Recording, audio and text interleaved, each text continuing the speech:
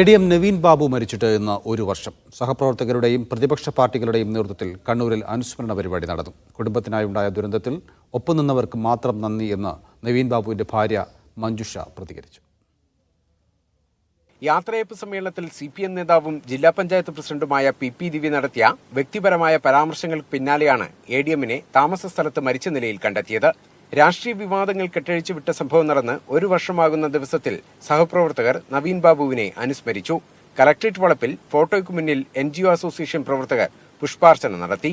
കോൺഗ്രസിന്റെ നേതൃത്വത്തിൽ ജില്ലാ പഞ്ചായത്ത് ഓഫീസിന് മുന്നിലും BJP കലക്ട്രേറ്റ് പടിക്കലും അനുസ്മരണ പരിപാടി സംഘടിപ്പിച്ചിരുന്നു. മരണത്തിന് പിന്നാലെ പ്രതിരോധത്തിലായ CPM കുടുംബത്തിലടക്കം ഭിന്നിപ്പുണ്ടാക്കാൻ ശ്രമിച്ചെന്ന് നവീൻ ബാബുവിന്റെ ഭാര്യ മഞ്ജുഷ ആരോപിച്ചു.